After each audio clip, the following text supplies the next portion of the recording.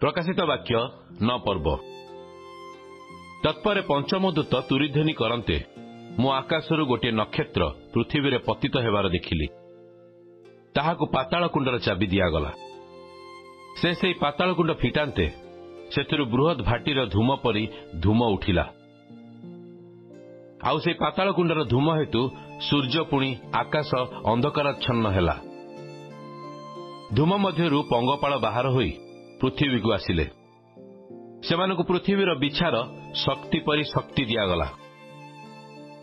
पृथ्वीर तृण कि हरित वर्ण शाक कि कौनसी वृक्षर अनिष्ट न करी जो मानक कपाଳରେ ईश्वरଙ୍କ मुद्रांक नाही केवल सेमानक अनिष्ट करने सेमानकु कुहागला। सेमानकु बद्ध न करी 5 मास पर्यंत सेमानकर जंत्रणा घटाइबाकू सेमानकु क्षमता दिगला।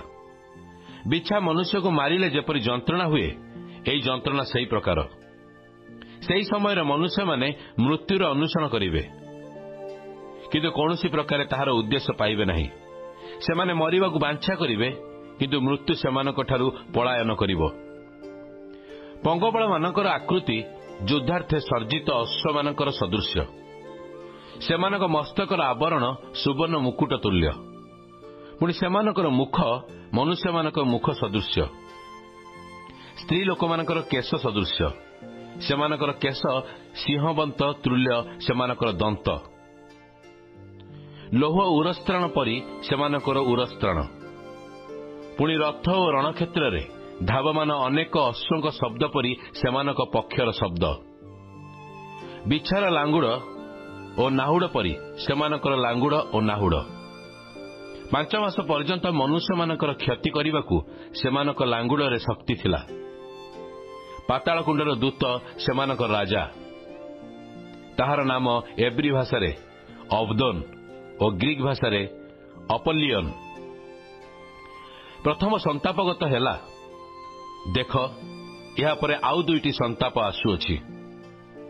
षष्ठ दूत तुरीध्वनि करते मु ईश्वर सम्मुखस्थ सुवर्ण बेदीर श्रृंग मानक मध्यरु गोटे स्वर शुणिली। ताहा तुरी धरिथिबा से षष्ठ दूतंकु कहिला, फरात महानदी रे बंदी थिबा 4 दूतंकु मुक्त करि दियो। सेथिरे मनुष्य मानकर 1/3 को बध करिबा निमंते एही जो 4 दूत सेही दंड दिन मास और वर्ष पाई प्रस्तुत करा जाइथिले से माने मुक्त करागले।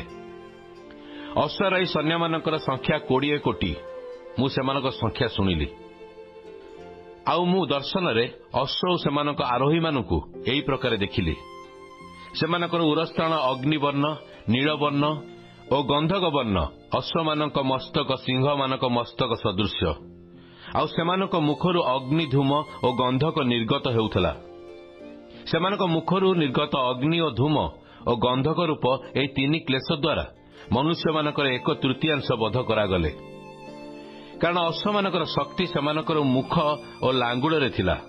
जेणु सेमानक लांगुड़ सर्प सदृश्य और मस्तक विशिष्ट।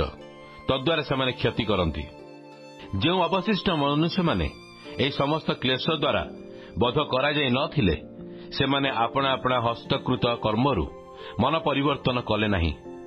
अर्थात भूत मानकर पूजा पुणी दर्शन श्रवण और गमन करने असमर्थ सुवर्ण रौप्य और पितल प्रस्तर और काष्ठ निर्मित प्रतिमार पूजा परित्याग कले नहीं।